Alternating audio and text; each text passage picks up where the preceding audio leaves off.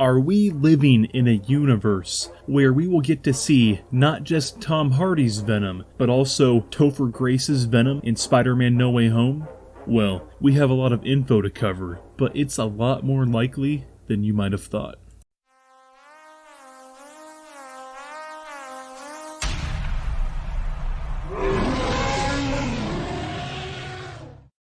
Warning, this theory is about Spider-Man No Way Home, and does contain spoilers for Venom Let There Be Carnage and Spider-Man No Way Home itself. So if you don't want to be spoiled on either of those two movies, I highly suggest clicking off this video right now. And I will be giving about a 10-second allotment of time for you to do that. While we wait, I just want to thank you for clicking on and hopefully watching my first YouTube video ever. This wasn't going to be my first video ever, but I really wanted to push it out before the new No Way Home trailer comes out, because that's happening within 24 hours from now, and I am excited. So please forgive me if the production quality isn't the best. Like I said, this is my first video ever, and I'm just very grateful that you clicked on it. I hope you enjoy it.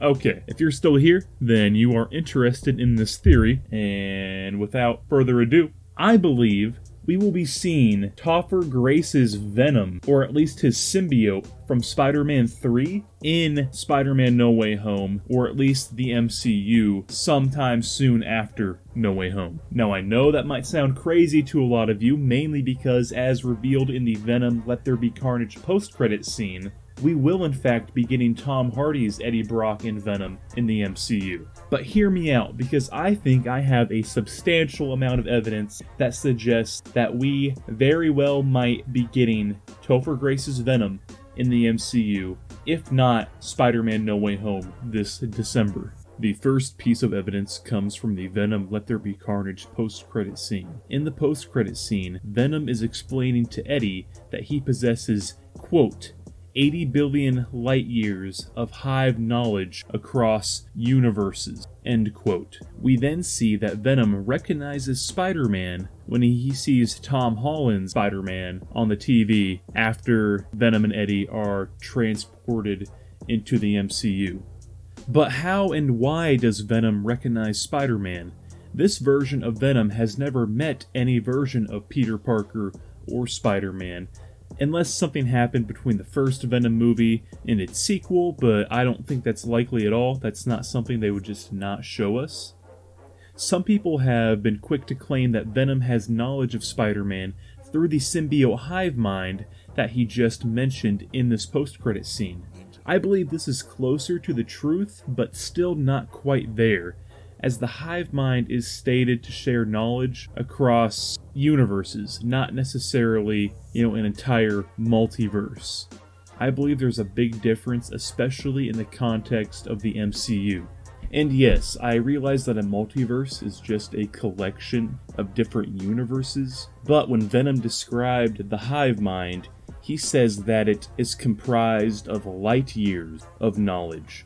Light years is a measure of distance, and no distance, no matter how great, transcends the multiverse. So I don't think Venom right now is just pulling knowledge from different universes in the multiverse. I think what he means is he's just pulling knowledge from the infinite expanse of his universe. But I said that's not quite what it is. Not that that's not what it is at all. Venom does have knowledge of Spider-Man thanks to the symbiote hive mind, but it's not from the hive mind of his universe. The knowledge is coming from the symbiote hive mind that is located in the MCU. But why does the symbiote hive mind have memories of Spider-Man if Tom Holland's version of the character has never encountered a symbiote?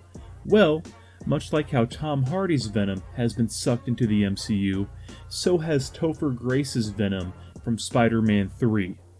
When both versions of the Venom symbiote were transported into the MCU, their minds were instantly leaked as part of the new symbiote hive mind, allowing Tom Hardy's Venom to recognize not Peter Parker or specifically Spider-Man, but the Spider-Man suit that Peter Parker was wearing. Because the last time he saw somebody wearing a suit like that, he died. He was killed.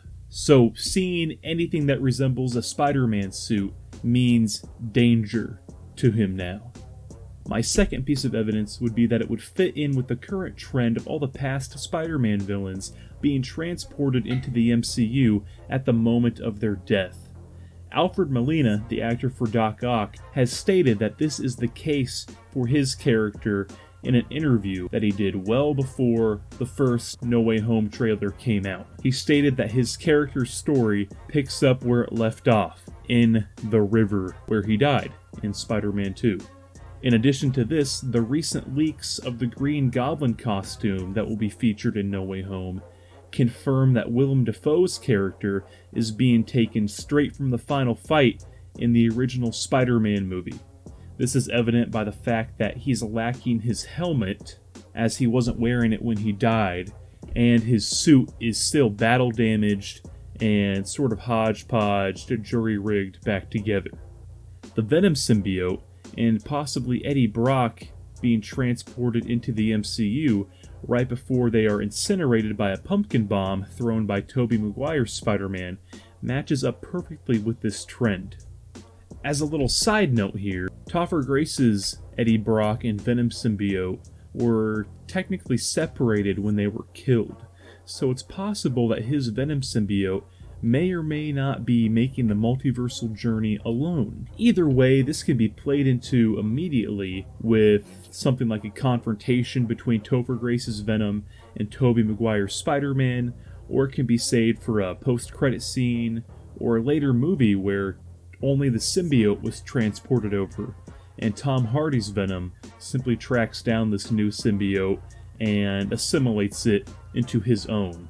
Maybe we could even see the Spider-Man 3 symbiote attach itself to Tom Holland's Spider-Man, so we could eventually get this Venom versus Venom fight between Tom Holland and Tom Hardy. Now, I don't think that one's too likely, because that might mean we would never get the white spider symbol on Tom Hardy's Venom, but maybe they could still make that happen somehow. I'm not too sure.